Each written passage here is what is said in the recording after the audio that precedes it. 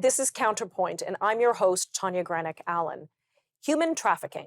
It's the practice of recruiting and harboring a person for the purpose of compelled labor or commercial sex acts through the use of force, fraud, or coercion. It has been around for centuries, and while you may think this only happens in some faraway developing nation, know that it happens right here in Canada too, and mostly for sexual exploitation.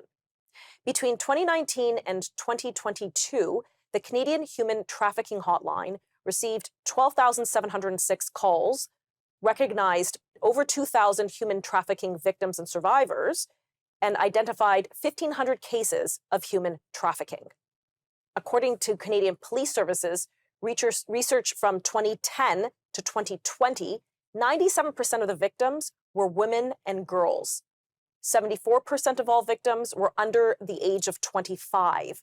And sadly, many of these victims are just children. Victims, as well as their pimps, are getting younger and younger. The majority, 92% of victims of human trafficking, knew the person accused of trafficking them. So how do people become victims of trafficking? How do we help the survivors of this horror? What is being done to clamp down on this activity? And what are the signs to look out for to recognize if someone you know is being trafficked?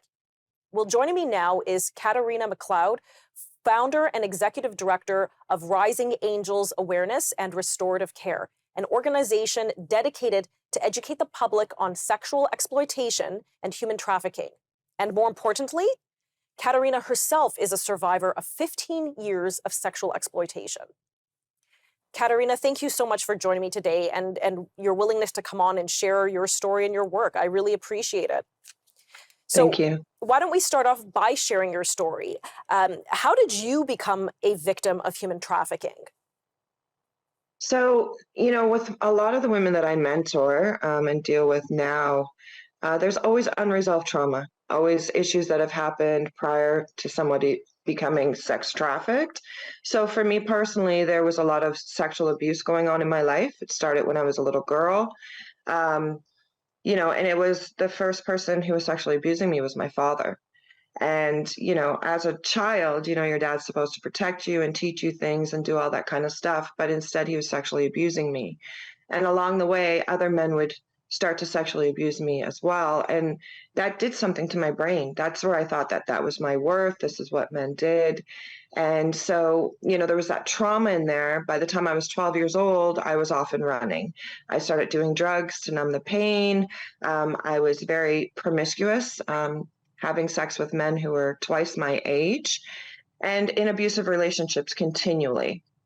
So by the time I was 17 years old, I got married to a man who was very, very abusive. And it spiraled out of control for there. Unfortunately, he was murdered. And the man who murdered him was a mutual friend of both of ours. And that man kind of swooped in and, took control of my life.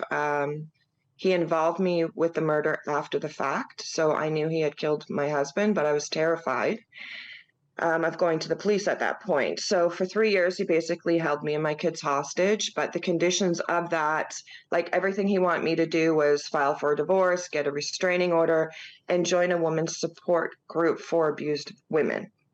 And in that group, I joined one.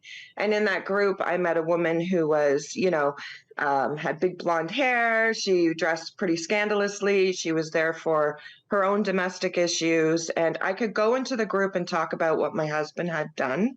Obviously, I couldn't say what had happened, that he had been murdered, or what was going on in my life at that present moment. Well, this woman befriended me and she took an interest to me and she seen my vulnerability. She was a pimp.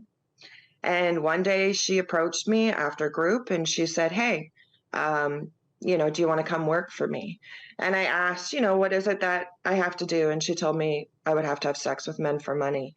And there was a couple of things that were going on in my brain at that point. At that point, I thought, wow, maybe if I can save enough money, I can escape the situation that I'm in. And then part of me was like, men have taken advantage of me my whole entire life, so why not? Wow. And that sped me out of control. And for the next 15 years, I ended up being sexually exploited. So Right. through pimps, through prostitution, and it just kept.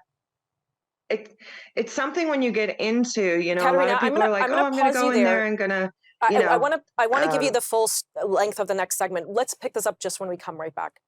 okay.